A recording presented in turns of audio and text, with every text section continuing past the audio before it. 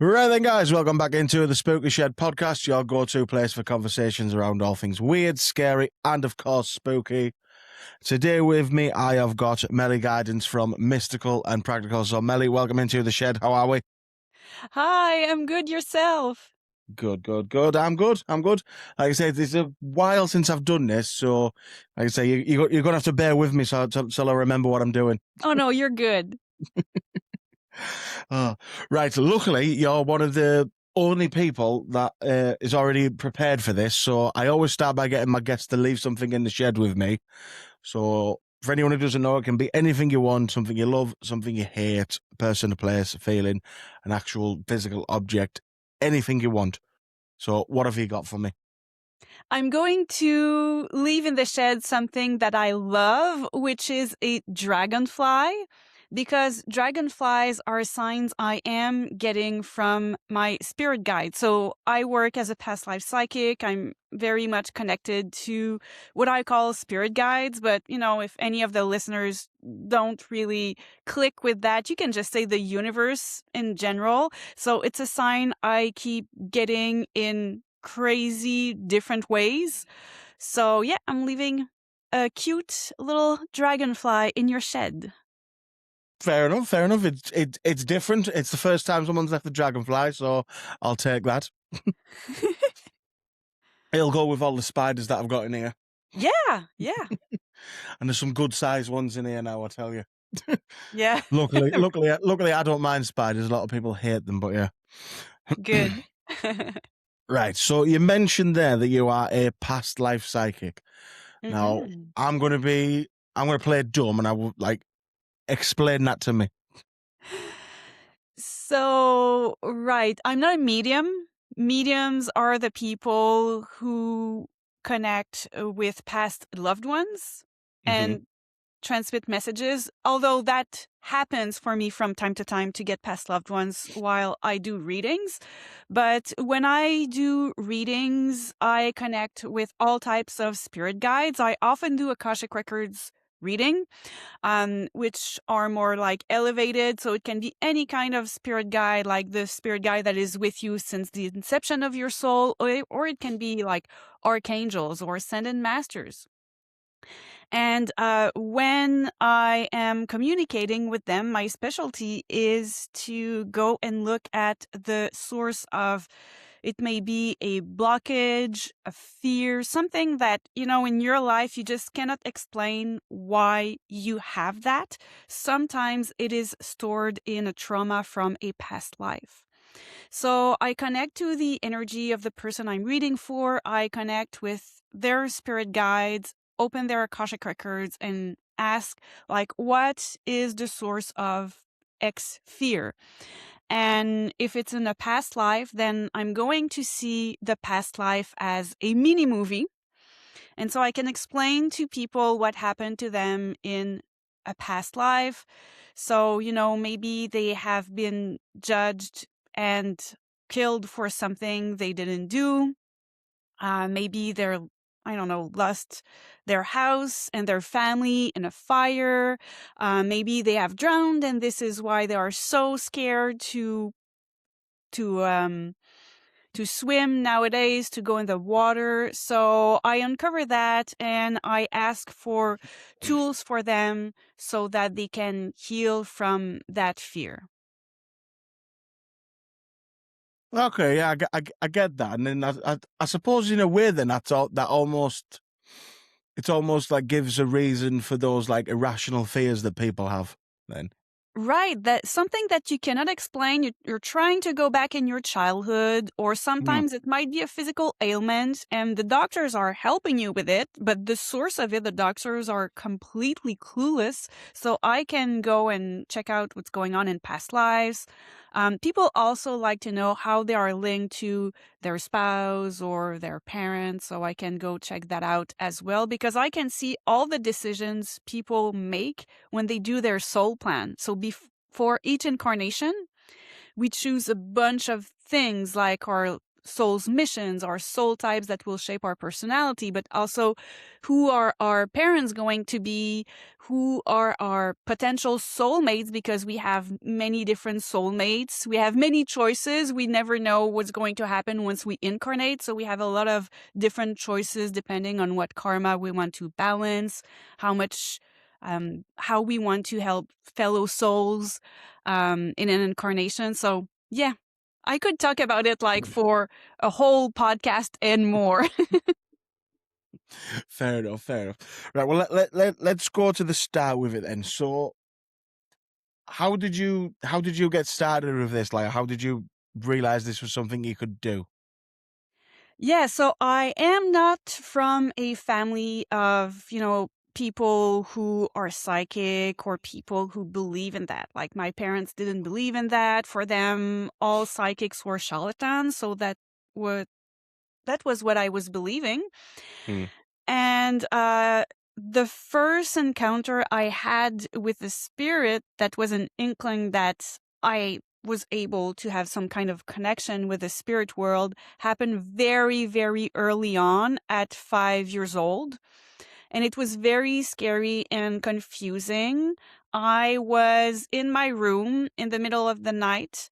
I got woken up because someone was talking in my room, but there was no physical person in my room. A spirit Hmm. was talking to me, and I could hear them with my, I say physical ear, because there is something in the psychic senses that is called the third ear, which means like you're clairaudient and you can hear spirit guides or past loved ones talking to you through your third ear, which is the exact same of when you're dreaming and people are talking to you.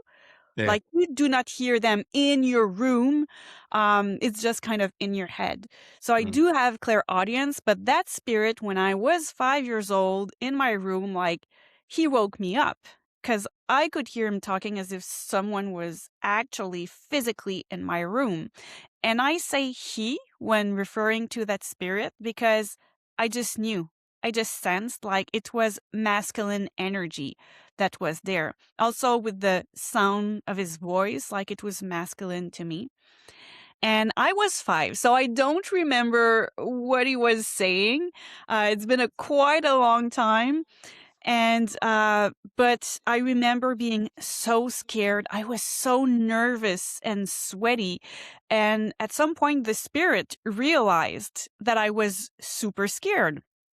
So he stopped and he said, "Okay, I'm going to leave your room, and when I come back, if you have your back turned to me, I will understand that you do not want any contact with me." He probably sensed that I was way too scared to talk to him and say, "No, I don't want this." So he didn't ask me, like, "Do you want to keep contact or not?" Because Hmm. I was completely frozen.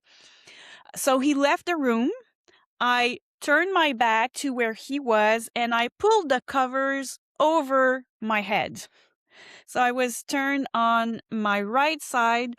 He came back, noticed, I didn't want any contact, and he went like, okay. And then he left. And I swear to you, for I don't know how many years, I think all the way through sometime in my adult life, I slept on my side with the covers above my head because I was so scared I would have another encounter. I was just really aware that there is something, there are invisible things around us. Mhm. And I was so small, I was like, are there a ton of people in my room? What is going on? So the next morning, I'm trying to rationalize this because I just know that it's weird. So I go to see my mom and I was like, "Hey, did you come in my room last night? I think I heard someone talking to me." And she's like, "No one came into your room last night." And so I think, "Oh, it's my brother. He's always playing jokes on me. He's 10 years older than I am, so he was 15." So I go to see him and I'm like, "Hey, did you come into my room?" Because it was a male voice that I was hearing. And he's like, no, I was sleeping. I didn't come up the stairs and go into your room. So I was like, okay. And I completely like closed the door to the spirit world, never talked about this to anyone. Now I'm just talking about it to everyone. But in those days, it was like, okay, I don't want to seem like I'm a crazy person. So Mm. I will just shut up about it and try not to think about it. But of course, once I was alone in my room, it was all I was thinking about. I was living in the countryside, so there weren't many cars on the roads at night. And I was just praying for cars to go by or a plane to go by so that I would hear some outside noises because I knew I could hear other kind of voices, noises, and I was super scared. Mm. So at 5 years old, I was like, I need to cut myself from all of this. And I truly did because nothing happened for me for 20 years after that. Yeah, I've got a sort of similar thing, which I'll tell you about next. But so I don't know if I don't know if you'll be able to remember this. But when that happened, then could you like I say obviously you said you could hear him, and you said that obviously like he left and came back, and you were facing the other way, so that was how we knew that you didn't want anything to do with it. Could you like feel him in the room? Oh, yeah, Could you like feel a absolutely. presence in the room with you? Yeah. Yeah. I Mm. remember I could feel him and kind of see him through my third eye. Mm. 'Cause I would keep mostly my eyes shut because I was so scared, but then it wasn't helping me that much because I have this ability to see through my third eye, which is how, Mm. I can see now, go and channel past lives for people. I see them through my third eye. It's not like, oh, magically there's a screen appearing in front of me. So I could really sense his energy and his presence. And this is how I knew when he left that he had left because my back was turned to him. Yeah. So it was really this kind of energy that left. And it wasn't malevolent or anything. Um, but yeah, it was too scary for me. Mm. Yeah, I can imagine it being. I can definitely imagine it being scary, but it's also quite nice that it was fairly reasonable. Yes! What a gentleman! You don't hear ones like that very often. But I used to do a similar thing, and it's. I mean, I've been told by mediums and stuff before that that is the age where things like Yeah. start and stop around 5 or 6 years old. Because up until I was about 5 or 6, I used to sit in my bedroom and just talk to people that weren't there. Oh my god, how many people? See, this is the problem because I was only 5. Like, it's a really weird one. So I remember doing it, but I don't have like really strong memories. I remember being sat in a room and I remember talking, but I don't remember who I was talking to, what I was saying, or what they were saying, or anything. But they Which, were replying. yeah. Hmm. Wow. Yeah, Well, really. I've been told recently who one of them possibly was, so that was Can you tell weird. us? Yeah, so it was a medium that I had on here, and we were talking then, and then all of a sudden, like halfway through a conversation, she just said to me, "Oh, do you remember Charlie?" And I was like, "No, 'cause I don't know anybody called that." And my mum's a medium as well, so she told me to ask my mum, like, because obviously she'll have a better memory of when I used to do that than I did. So I messaged her, and I was like, when I used to sit in my bedroom and speak to people, being all weird, and like, was one of them called Charlie?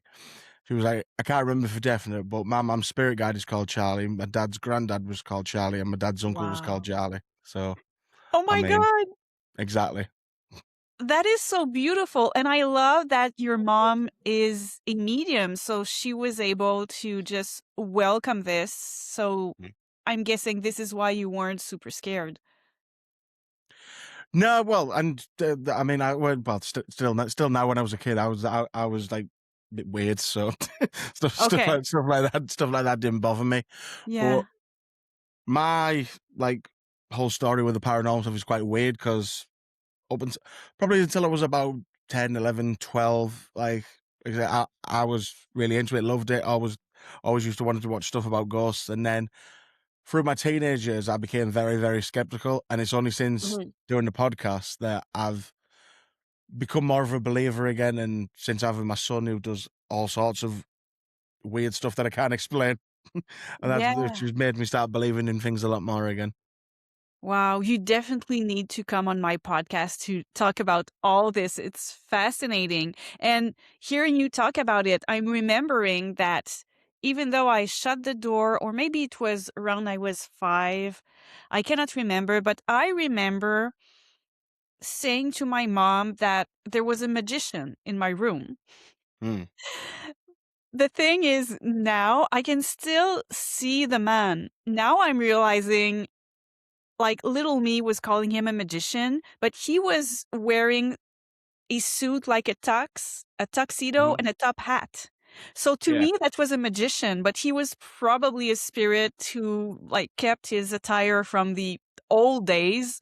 Uh, And when I would lose something in my room, I would immediately think, well, it's gone because the magician took it, because magician make things disappear and then reappear later. So that was kind of my reasoning. That didn't scare me because I would see the magician in the daylight. mm. So, and he wouldn't talk to me. He was just around. So who knows? I never thought about asking who he was. I should. I have this ability. Sometimes I'm not that curious, but yeah, I'm guessing someone who used to be close to me, maybe in a past life, an ancestor who was looking over me, because I felt really, really good around their presence. Like I would keep playing and not minding them being around. Mm. Yeah, that was a. I say when I used to do my thing of sitting in a room and talking to people, that was only ever, well, as far as I can remember, that was only ever during the day. I don't have any memories of anything ever happening on a night. Which, I mean, I don't know if there's a reason to that. There might be somewhere. That's weird because usually in the night we're very much more perceptive because Mm. everything is quiet. And in the moments before we fall asleep, like our guards are down and we're very much open. And for me, things happen before I go to sleep. I always like it, like it's fun, but I also want to sleep. But I would hear sometimes knocking on, like knocking on a door, but it's in my head. It's not in my house. Like as if someone is asking, "Can I come into your space and talk to you?" And I'm always like, "Okay, that's nice, but no." Or sometimes a woman says, "Hello." In French, she's like, "Hello." Yeah. And I'm like, "Oh no, lady. No, no, no, no, no. I'm going to sleep." But I'm guessing I could have some conversations before sleep if I wanted to, but I'm very much like, no, I work as a psychic. This is my job. I do this in my own terms when I feel like it. So when I'm ready to sleep, like it's my due to sleep, and I need my energy to be able to do the reading. So yeah. Mm. Yeah. So just to go back to like past lives in general, and so this might be a stupid question. I don't know, but does everybody have a past life or past lives, or is there still people out there that are brand new? We'll say. There aren't any brand new souls anymore because humans are messing up the planet too much. So the spirit guides decided to stop creating new souls. So we still have young souls on Earth, obviously, because you can see, leaders like Putin and Trump and all those people. They're obviously very young souls who are attached to power and they're creating wars and all of this. But so the strategy here from the spirit guides is to balance things out because we evolved way quicker than they thought, Mm.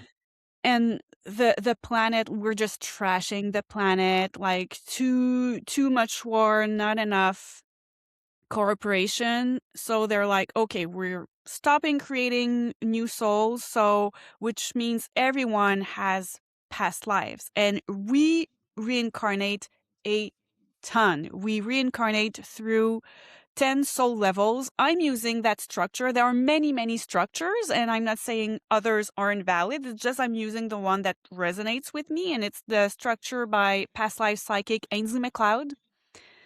And I was working with that structure before I became a psychic. So I just asked my spirit guides, hey, is it cool if I keep working with that structure? Because I feel like it's the most logical to me. And we reincarnate from about 5 to 15 times in one level. And there are 10. Right. So if you do the math, if you're an old soul, well, you're nearly reincarnated, maybe close to 100 times.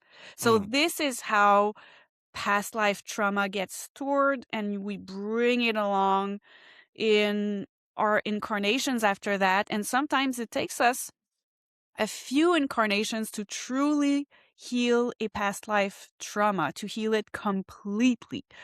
So, yes, of course, everyone has past lives. Mm. Fair enough. Fair enough.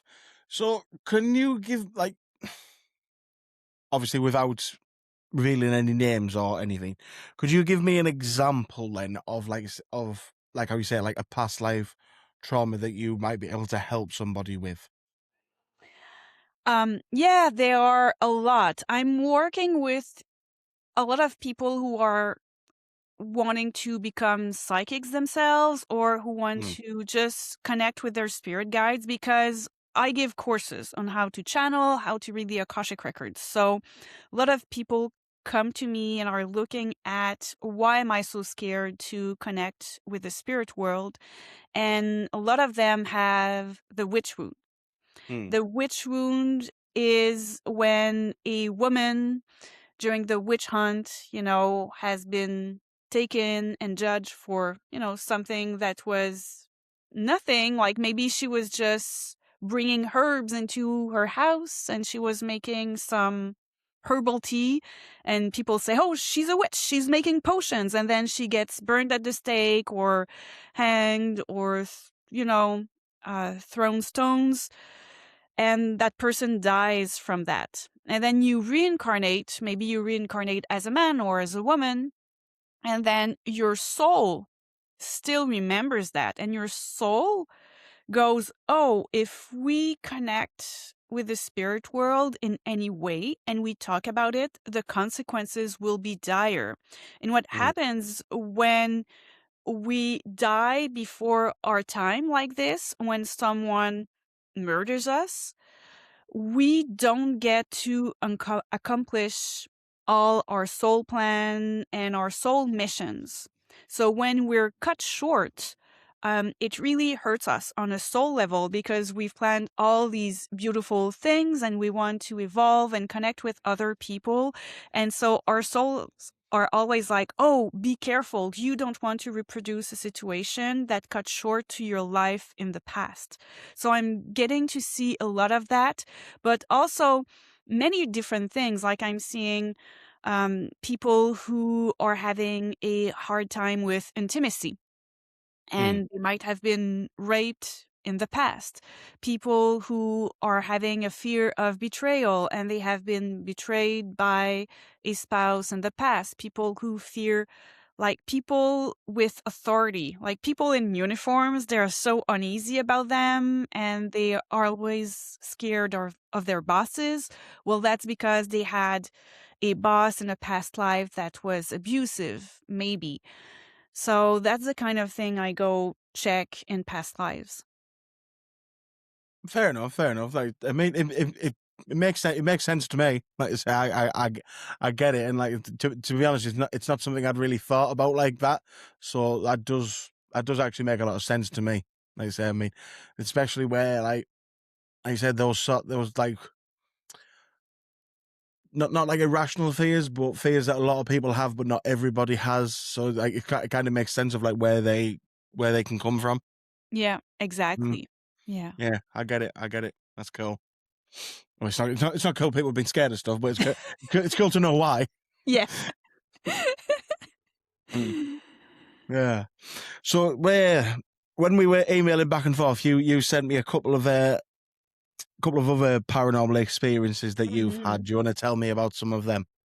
Yeah, sure. So I already talked about what happened to me at 5 years old, and I mentioned that for 20 years, nothing happened. I really closed the door. And just like you, I mean, in Mm. the teenage years, you don't want to be the weird kid. You want to be accepted.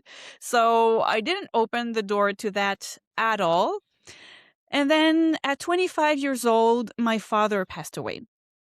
No, rest. And, when you have a Mm. close one who passes away, everyone is going to tell you, someone who's really, really close, things happen. Mm. So when he passed away, I didn't want him to contact me. Like, I knew his life force was somewhere, his consciousness. I knew he wasn't gone, but I was way too scared. And one night, I felt his presence and I felt his hand brush on mine, and I just went, mm-mm, no. Like, I know you want to try. I just know you're there, but mm-mm. I wasn't even able to talk. And I knew he could understand because a few years back, I was visiting my parents and we watched The Sixth Sense together. I was so, so scared because it reminded me, oh my God, like I have this ability to see the unseen. And I was so scared that I went up and asked my parent to sleep in their bed. But I was maybe, I don't know, 22 years old.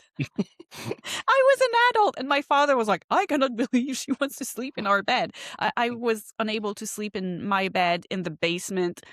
Um, so, yeah, so I knew he knew I was super scared of ghosts, and Mm. that was it. And 6 months later, I was living in Montreal at the time, and I was living close to the cemetery where he was buried. And so I thought, wow, it's a super nice sunny day. I'm going to take a long walk and I'm going to go and see his tomb. Haven't been there since he passed. And the mm, closer I was getting to the cemetery, the more I was getting a no, like this energy of no, and kind of taken aback by an energy saying, no, you're not going there. And I was like, okay, this is all stupid. It's a huge cemetery. There are many entrances. So I'm like, it's fine. Instead of entering by the side, I'll just go and enter by the official entrance. And so I walk to the other entrance, and the no is even bigger. And then I get a Mm. flash in my mind of a book, and I hear, go read the book. And I get a flash of the book Journey of Souls by Michael Newton, which I had heard about a few months before that by a colleague, but completely had forgotten about it. And so I'm zooming to the bookstore. There was a bookstore nearby. I'm like, I'm going to the bookstore and I'm buying that book. And I read it like in one shot. It's fascinating. Michael Newton is a man who's a hypnotherapist, and he Right. used to regress people in their childhood just to see, oh, what happened in your childhood that you may not remember, but that created a blockage for you. Mm. At some point, he realized that people were talking about weird stuff that didn't have to do anything with their childhood. And he realized that people were talking about what was happening in between lives and in their past lives. People who don't know each other, like different cultures, different religions, would all explain the afterlife and past lives with the same terminology. Mm. And while I was reading that, it was talking about past lives and spirit guides and soulmates and soul family. I was like, oh my God, yes, I remember all of this. And so it was really a big, big awakening for me. And that night, as I was going to bed, my hands started shaking uncontrollably. And then my arms started shaking uncontrollably. And then I started seeing a blue light in my room. And I was so scared, I screamed, no, never do this to me again. And it stopped. Like, it was scary that I couldn't control like my arms, but now that I understand how the spirit world works and that I've heard people who had similar experience but didn't say stop, I knew that if I had just stick it out for a few more seconds, everything would have become completely still and I would have contacted someone. Maybe my father, maybe a spirit guide, who knows? But maybe a spirit guide, because spirit guides, like souls, the more elevated they become, the kind of darker the color becomes. Like when we're young souls, our aura is more yellow, and then our spirit guides are more indigo blue. Right. And I was seeing blue, which, as Mm. Michael Newton explained in the book, is the color of our spirit guides. But I said no. I was too scared, so I closed myself off to the spirit world once again. But I still had this remembrance that, wow, I come from somewhere else. And it all made sense because now I was like, yes, I remember I was about 7 or 8 and I was playing and looking at the sky. And I was remembering I come from another place. And I asked my mom, where do we come from? And she's like, well, nobody really knows, but I could sense like there was something bigger. And so I kind of put all the pieces of the puzzle together and I was like, I completely remember this. This is wonderful. So I don't want any more communications, but I do believe in all that stuff from that point on. Fair enough. Fair enough. I mean, I will say I'd have done exactly the same thing as you. Like I say, if I could control my hands and I was seeing lights and stuff, I'd be like, nope, I'm out. I'm Yep. done. Yep. Yeah, so I definitely don't blame you for that because I'd have done the exact same thing, probably sooner. Yeah. And I lately heard the experience of Matt Cook, who is a manifestation coach. Right. And like he stuck it out. Mm. And once, the kind of was a weird noise and he was shaking a bit, I believe. And after that, when all went quiet, he heard his mom say, "Hi, Matt." And his Right. mom actually talked to him. And when I listened to his testimonial, I was like, damn it, that could have been me.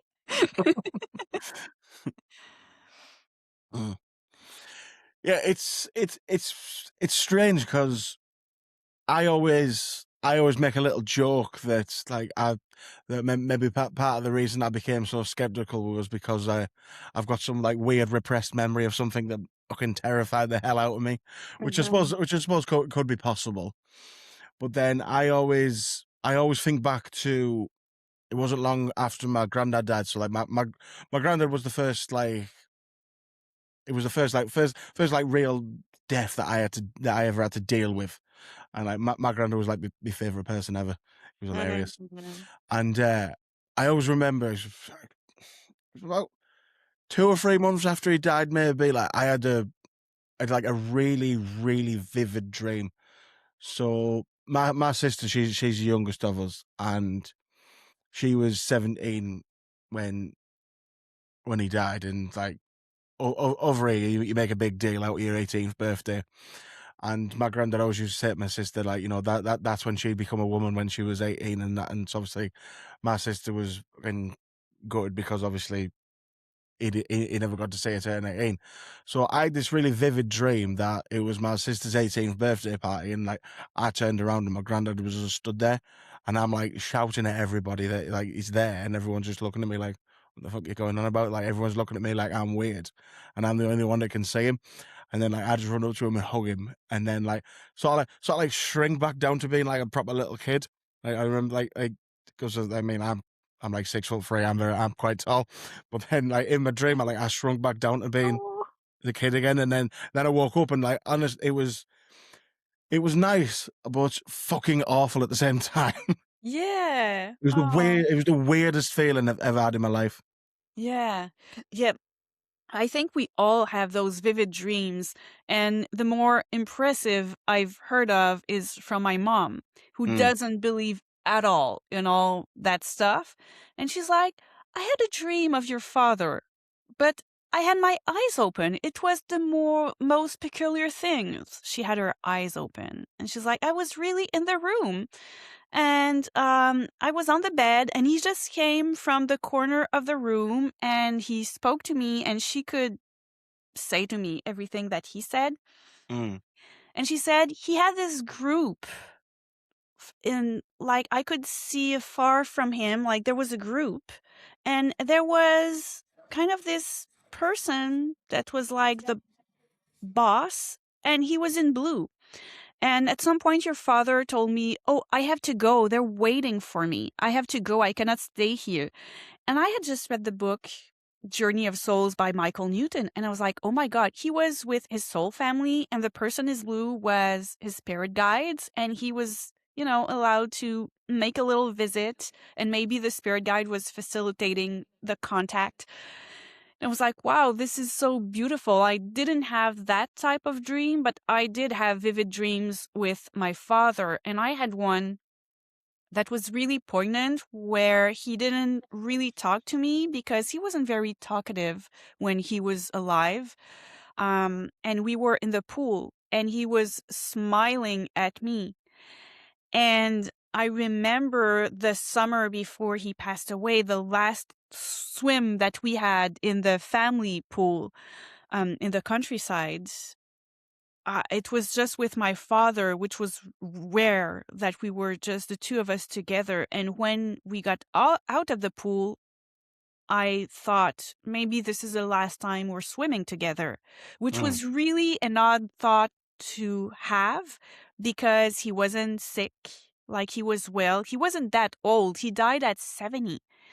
Mm. That's not that old for someone like who was really top shape. He died Yeah. suddenly at 70. Um, so I was thinking, well, maybe once he passed, like, he knew that I had this thought, and he came back in a dream, and we had a swim together, and it was lovely. But that dream wasn't a regular dream. Everything is more heightened, Mm. vivid, and there is this telepathic communication with the other person, which is lovely. Yeah. Yeah. Yeah. Because so that's what I always remember about that dream that I had. Like, I don't know whether this is the same for you or for anybody else, but I mean, I say this, I don't really remember my dreams now, but from what dreams I do remember, like it always seems to be like a bit fuzzy. Like if I'm like best way I could describe it, like say if I was looking at a screen, like the outside of the screen's almost like it's a bit cloudy. Mhm, Like, mhm. but that one that I had about my granddad, that was like as clear as day as if it was actually Wow. happening. And that's what's always, well, it's what I've always found weird about it as well. And it's just I just remember when I woke up, it was like I look back at it now, and it was like it was almost like a nice moment because I'd like to think that maybe that was somehow my way of like seeing him one last time, sort of thing. But Yeah. when I first woke up at the time, I felt awful. Oh, It was really it was a horrible feeling. yeah. I like how you say, though, that it was so real, like it Mm. wasn't blurry or cloudy or anything, because when people have near-death experiences, which are commonly known as NDEs, Mm. many of them say, wow, it's like when we are on Earth in human form, it's like we're asleep, we're zombies. But once I passed away, I had an expanded consciousness, and I was really, really alive. And I feel that when we're having these dreams with them, they're bringing that aliveness, and everything is so vivid, and they're like, this is not a regular dream. You're Mm. going to remember this. Like, we're really having a connection here. Yeah. Yeah, and I think as well the other thing that was weird that made it feel not like a normal dream was, because I mean, like I said, we've all had dreams where we've been running or trying to do something, and like you can't do it, and like you can't feel things when you're in your dream. But I remember, like I say, in my dream when I ran up to him and I hugged him, I can still, like, now I can feel myself like squeezing him, Mm. like saying, like to me, like. I can't like. I mean, I can't run anyway, but yeah, in dreams and stuff, like when you try and do something physical, like to me, I don't know, it doesn't feel right. I don't know if that makes sense. Yeah, it does. It absolutely does. Yeah, yeah. Mm. Uh, So you mentioned as well about a spirit that was trapped in a basement. Yes. In the Mm. house where I still live, I used to have a spirit in the basement. Um, I remember I had a friend who came over and she just went for a quick visit. And I Mm. showed her the house around, and she didn't say anything on the moment, but she has, good antennas. She's psychic. She just doesn't work as a psychic, but I know she's a psychic. And she's good with houses. Mm. And a few days later, she's like, "Yeah, do you want me to tell you about your house?" And I was like, "Yes, please tell me about the different rooms." And she said, "Everything is good, but there's something off about your guest room in the basement. But I cannot really tell you what it is. I've been there briefly, but that room is off." I was like, "Oh, okay, maybe it's just because we haven't really used that room yet. It's not really settled." And I'm like, "Oh, okay." I completely forgot about that. And then we had our nephews visiting from France, and they were in the guest bedroom. And it was the two of them until the oldest one had to go back to France for his studies, and the youngest one would stay alone for a few more days. Once the youngest was alone, he told me after his first night alone, um, "This is really weird, but I kind of hear an old woman breathing." And I was like, "Oh no." Oh no, I've heard that this room is off, and now he's telling me about a woman breathing. I don't want to scare him, so I'm telling him, "Oh no, it's just, the bathroom is just beside that wall, and the toilet is messing up and doing some sounds," which was true. The toilet was really messing up. But I don't want him to be scared because he still had a few nights to sleep alone in that room in the basement. So this was it. After that, once my radio clock started playing music in that room, and I thought it was weird because the radio clock was not plugged. So I was like, "Oh, this is really spooky." I went down the Yeah, basement that's to check. weird. It wasn't plugged. And I was like, "Oh, okay." I'm just pushing on all the buttons so it stopped. I And just I smashed it to pieces. I wasn't working as a psychic yet when that happened. So I was scared and I didn't want to investigate further. Mm. Nothing much was happening in the house, but at night, my cat would keep staring down the stairs. And I could hear some, you know, creak in the stairs, like the stairs were making a bit of noises. So we were watching the TV and looking at the cat who was like always looking down the stairs. Mm. And then I became a psychic.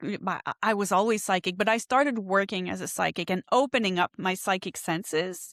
And in the middle of my sleep, I started having those really spooky experiences where a spirit would come, take my energy, and like kind of bring my energy out of myself. And the more, if I was able to stop it early, nothing was happening. But if I wasn't able to start it early, it would take my energy and try to bring it down the stairs. And it was quite quick. Like, I'm taking your energy and come down the stairs. And I was like, I would scream, try to wake myself up, and making sounds so that my husband would wake myself up, and then my energy would go back in my body. Mm. And we had house problems with the pipes and all of this. And so at some point I was like, there's something with that spirit in the guest room. The guest room is where there's a connection with, the waterworks from the city and all of that. So I decide that I'm doing a house cleanse and I'm getting rid of that spirit, because by that time I knew about how to get rid of a spirit. But I'm really nervous and I'm really scared, even though I now work as a psychic. I still find these things spooky. So I start saging the house. I start upstairs and then I go downstairs and I sage like crazy in the guest room. And I heard that you need to tell the spirits that they are not welcome here and, they need to get out. So I'm so scared that I'm like, you need to get out of here. This is how the scaredness gets out of me. And so I go from the guest room and up the stairs, kind of bringing that spirit with me as I cleanse. And I was cleansing with sage. So there was a lot of smoke, and there is a smoke detector next to the main entrance of my house. And so I bring the spirit up and then I open the door and tell the spirit to get out, but my smoke alarm gets off as I open the door, and that scared me so much that I closed the door really, really quickly. After that, my cat just sat down in front of the entrance and she stayed there for many, many hours. So I called my friend who's good with, spirits and houses, the one who told me, you know what, your guest room, it's off. I called her and was like, oh my God, the cat keeps staring at the entrance. The spirit is stuck in my entrance. I didn't get rid of the spirit. What should I do? And she just asked me, well, how does the spirit feel? I'm like, oh, it's a lady. And she's like, I screamed at her and she doesn't know what to do. I haven't truly integrated that before my friend asked me. Like, I was too scared. But now Mm. that she asked me, like, I could see that lady who was like, oh my God, I'm getting screamed at. I don't know where to go. What is happening? So my friend told me, yeah, I think you need to do that cleansing with your own way of doing things and your own energies, because it's not really your type of thing to scream at people in real life. So just go with what you truly feel with what that lady needs. Mm. So I go back in the entrance. I don't think I even have sage. And I just say, hey, I'm sorry about earlier. I just want you to go back home, because the spirit world, astral plane, is what our souls call home. This is where we're from. Yeah. And I tell that lady, you don't have anything to fear. You have all your people waiting for you, and they've been waiting for a long time, and they are so excited for you to get back. So when I will open the door, you will see the bright white light, and you're going to go up to it directly, and you will be home with a lot of people who love you and don't judge you. And I opened the door calmly, but that time I gave the spirit time to really get out of the house, and I felt some kind of. Mm. And then I closed the door, and my cat just walked away. And that was it. Like, the spirit isn't in my house anymore. And I'm really hoping that she got back to her people, her soul family. Mm. Hopefully, hopefully. Yeah. It is a strange feeling, that, isn't it, when you can feel a presence, but obviously you can't see anything. Yeah. I'm still getting used to that. It's so weird. Like, my brother had the wildest experiences with spirits. Mm. One of them was when his father passed away, because we don't have the same fathers. Yeah. And his father passed away a few years after mine passed away. So his father wasn't a very good man for, Right. the better part of his life. And he Mm. hasn't been a good father to my brother and my sister. Not a good husband to my mother either. And at some point, my brother is lying in bed on his side, and he's telling his spouse, my father is behind me and he's weeping. He doesn't see his father, but he's like me. He sees through his third eyes, like he's behind me, and he's just crying. Mm. And he's like, okay, that's weird. I don't know what to do with that. But when we die, like we have this heightened consciousness. So the father was aware of how bad he was, and he really regretted a lot of things. And that was it.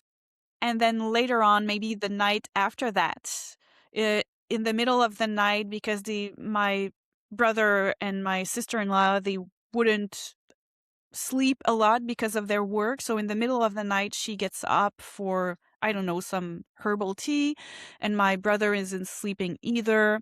And she's making some tea, and she's looking in the corridor, and all the lights are off, but she's seeing this shadow in the door frame. And the shadow is, if you're looking at this in the video version, the shadow is like pushing out of the door frame in a very awkward way, like who would do that? Mm. And she's saying, Fred, is that you? Fred is my brother's name. And he's like, what? Are you in the door frame? And my brother says, no, I'm lying in bed. What is going on? So my sister-in-law freaked out because she knew that her father-in-law's spirit was in the house. My two nieces had seen him close to their beds at night. So it's like, oh my God, now I don't want to get back in the room because he's in the door frame. And a few days later, my brother is alone in the apartment. He's in the kitchen. It's all sunny, so it's during the day. He feels his father's presence again, Mm. and it clicks for him. And he says, oh my God, Dad, remember Auntie, I don't know her name, let's say it's Jeanette. Remember Auntie Jeanette? She's waiting for you up there. You need to go and find her. She's waiting for you. And my brother said he felt like a shoo, and he Mm. felt the energy being so much lighter in the room. And his father had really, truly crossed over to the spirit world, the astral plane. He went back to Yeah. home to his spirit family. Fair enough. Fair enough. Yeah, because I've had not so much recently because of, well, reasons I haven't been doing this, but before I used to I used to be able to feel that my granddad was like in my house, and the way I used to always describe it was that, because it'd just be it'd only be when there was either me in the house or me and my son. And my best way of describing it, it was like I knew somebody else was in the house, but I didn't know where they were. Yeah. Yeah, It's really super, weird feeling. we can ask, but oftentimes we feel weird asking. Mm. Like even I would do Akashic readings and talk to spirit guides, but because I'm in this frame of, oh, I'm doing a session, it Mm. feels very natural. But sometimes now it's more like a regular thing, but sometimes just speaking out loud when you're not sure who it is. When it's my spirit guides and I have this regular contact, it's fine. But Mm. if you don't know who it is, it's like, hello, who is here? You feel completely ridiculous. Yeah. Yeah, well, I remember when it first started happening. Like, obviously, because I know a lot of mediums now through doing this, and I remember I was messaging one of them, and I've got a couple of bits of paranormal investigation equipment and stuff, and I decided, right, I'll use the cat balls. So I just got my son to sleep, and then I'd gone back downstairs, and I was like, there's still someone or something here or something. And like I said, I was messaging my friend, and they were telling me that it was my granddad, and I was like, right, well, that's fine then. Long as Yeah, I know who it is, I'm not bothered. yeah, yeah. But and then they were saying like, oh, talk to him, and I was like, I don't want to sit here and just like talk to myself like out loud. I was like, no, because I feel like I'm a fucking idiot. I was like, can I just think it in my head? And they were like, yeah, of course you can. So I was like, all right. So I got the cat balls out and put it on the shelf underneath my TV, and I was just sat on the sofa, and I was like, I must have been sat there. I've actually got a video of it on my phone somewhere, and I must have been sat there for about 5 minutes just staring at it. And then I thought in my head, like, Grandad, if you're here, set that cat ball off. And before I'd even finished thinking the full sentence, it just started flashing. I love that. Yeah. Oh, that is so nice. I had something similar with my father. I have a peer who does mediumship sessions, Mm. and I had a mediumship session with her, and it was great. And at the last minute, when it was about to be over, she said, "Oh, your father is really pushing me to say this. That seems really, really weird, but he keeps like showing me his hair and like showing me like he's combing his hair like he's really clean cut." And I was like, oh my god, my father used to be a barber, but then he Mm. started really early on having white hair and losing his hair, and he didn't like that at all. So it always needed like, just so that we wouldn't see that is he was starting to lose his hair, he would separate it in a way that it was not showing the kind of bald spots, and he wouldn't put his head in the water. And she was saying, yeah, and he's going to send you a sign through cardinals. And I was like, oh, okay. But where I live in the suburbs, we have a lot of cardinals, so it's kind of easy to see them. And I was thinking, how am I going to know that that's a true sign? And we have a nightlight in our upstairs bathroom that has been there for years. I don't even look at it anymore.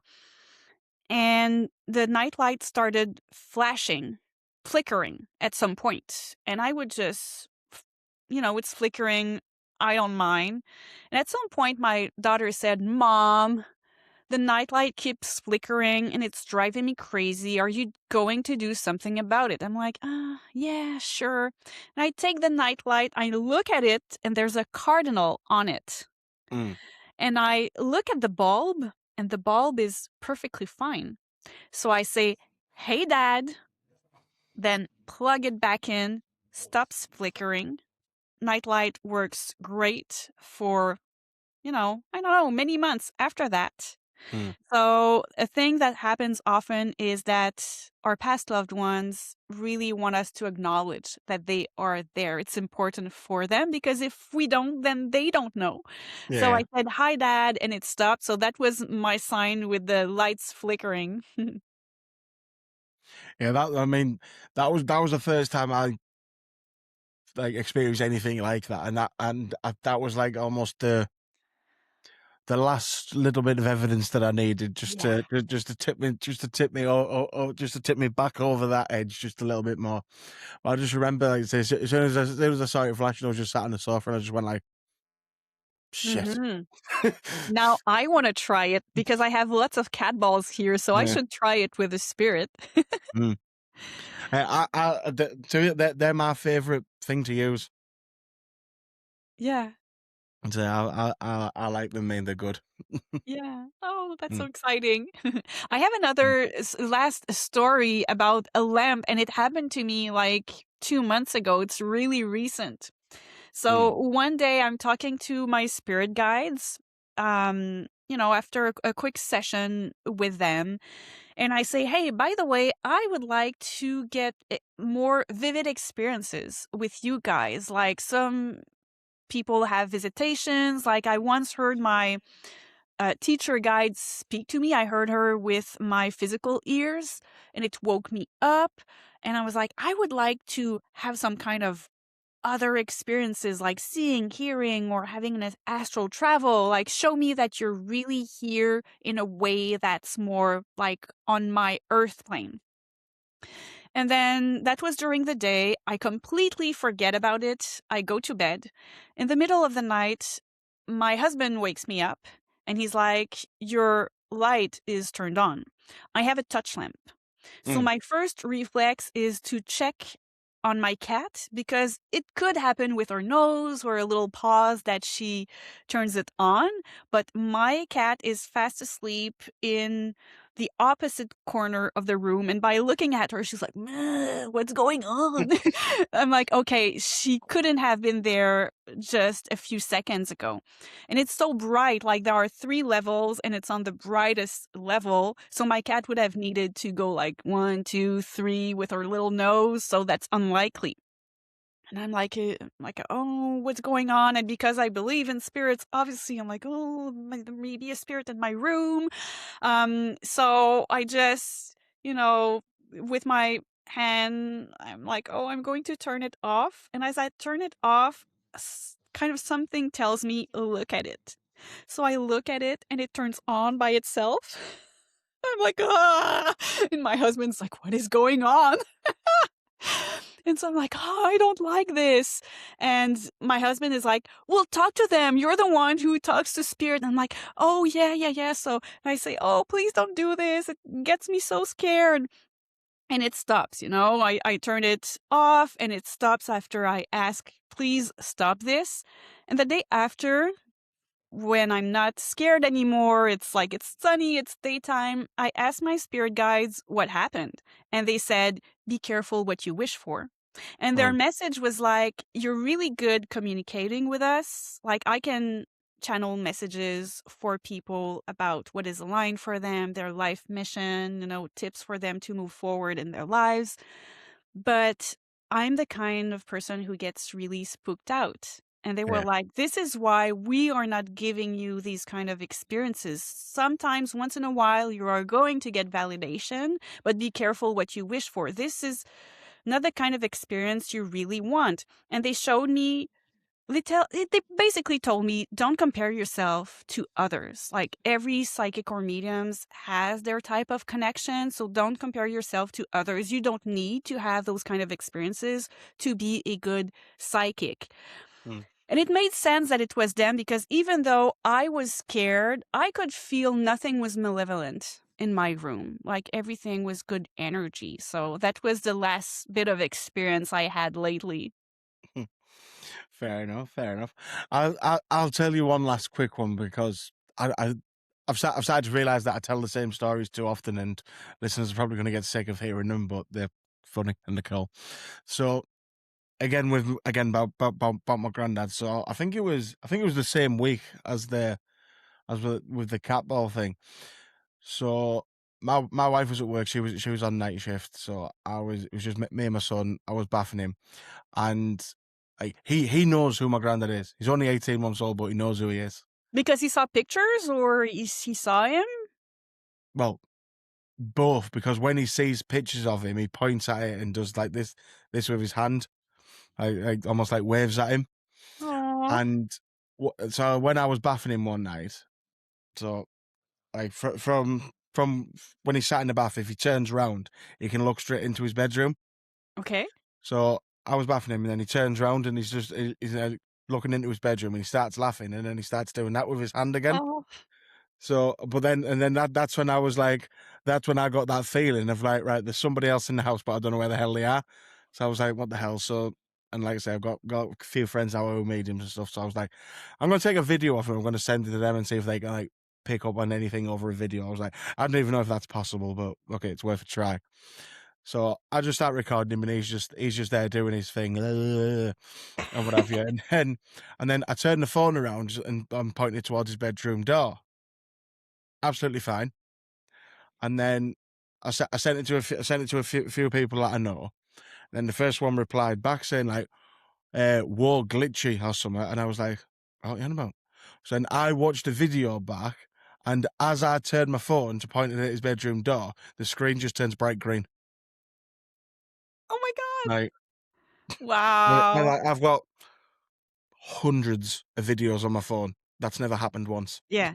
Yeah. Like, Wow. And yeah, how old is your son now? he's 18 months now.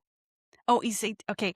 Later, well, maybe in 6 months, like when he will be able to speak a little Mm. bit more, you can ask him if he remembers who he was before. Because a lot of kids before 4 or 5 years old, they are able to remember. Some kids say like, oh, hey, I remember I used to be your dad and you were my son. And before we came here, we decided that we would switch roles this time. Fair So enough. it's fascinating. So your Mm, son could tell you about his past life or how you were related before. mm. I mean, I'm pretty sure that the way he acts and the way the way he devours bananas, I'm pretty sure he was some sort of chimp or something or something. Yeah. Who knows? Who Yeah. knows? Oh. So before we finish, so I wanted to just ask. So when you're, I don't even know how to describe it. So when somebody comes to you and they want help, what is like? So let's just let's use me as an example. So if I come to you, I want help with something. What's the sort of process then that you go through? When I do the reading, Yeah. I do either tarot readings or Akashic readings, but I would say 90% of my clients want the Akashic readings because this is where it's deeper when we do Right. Akashic readings. So it's like, "Oh, why am I here on this earth? What are my life missions? Am I supposed to be with my spouse? What are we trying to heal together? And all of this. So people ask for Akashic readings. And when I do a reading, I connect to the energy of the person I am reading for. And I connect to my spirit team for help with like kind of translating the message. Mm. And then I connect to their spirit team, their spirit guides, because they have all the information about that person. And I open their Akashic records. So I use an Akashic prayer. So I raise my vibrations, connect to their Akashic records. And once the records are open, I just ask questions. I'm very casual in the way that I channel. The way I speak to you right now is the way I speak to the spirit guides, even if I'm getting like an ascended master like Buddha who comes up. Right. But usually it's more like spirit guides who are talking as a group. Sometimes a guide will ask if they can come and speak through me. So Right. that can happen as well. But I always have like that control of saying yes or no, but it's always good energy. And I'm like, yeah. And this is so fun because each spirit guide has their different personalities. Mm. And sometimes it's like I'm having this woman who's like, oh, yeah, and you know this and that, blah, blah, blah, and she's talking really, really fast. And sometimes I get a man who's like, okay, so today I want to explain this to you. So it's really fun to like I used to do theater when I was a teenager and I like feeling different personalities, but now Mm. it's like a spirit guide ask and I'm like I say yes and I can like they speak through me and I feel their lovely energies and it's really fun. So, yeah, I channel the messages. I usually go and ask like questions like that I know my clients will have follow-up questions. Mm. Like, so I ask a lot of questions to my spirit guides, just like, okay, but can you make this really clear for us? Are there any steps? Can you give us concrete tools? Because spirit guides haven't incarnated on Earth for a very long time, so they sometimes need to be reminded that for us, it needs to be clear and obvious what the message is. And then yeah, that's how I work. Fair enough. Fair enough. Fair enough. No, I like it. It's cool. And like when I was in my skeptical phase, like psychics and medium stuff, I was a bit like how you said before. I was like, I don't want to use the word against because it's that sounds that almost sounds a bit harsh. But do you know what I mean? I used to think that a lot of them were just like bullshitters sort of Yeah. thing. But And there I are mean, bullshitters. oh yeah, there definitely is. But Yeah. I've learned that there's definitely some that aren't because I've been told stuff that nobody should be able to tell me, Right, which right. is also a very weird feeling. I know, I know. Yeah. Yeah, there's both the people who are like, wow, you're amazing. How can you get this information? And there are bullshitters that were like, oh no, you feel Mm. uneasy and you're like, you're not legit. And I actually did a whole episode on psychic scammers that was really funny. I found some old ads of psychics Yeah. And I went through them and I did explain like, oh, what are their techniques and all of that. But just reading old ads from psychics, from fake psychics, it was Mm. so funny. Yeah. Oh, right then, Melly. Well, I've really enjoyed this. So Yeah, me too. thank you for joining me. It's been an absolute pleasure. So just before we go, do you want to let my listeners know where they can find you? Yeah, really simple. They can find me at meliguidance.com. I'm also on Instagram, Facebook, and YouTube. My handle is Meli Guidance, and they can also listen to the Mystical and Practical podcast. Happy days, happy days. So, guys, go and do that. As always, go and follow our Instagram page if you don't, at the Spooky Shed Podcast. Link in the bio there for all the other socials that still don't use, but they're there anyway. And yeah, we shall speak to you next time.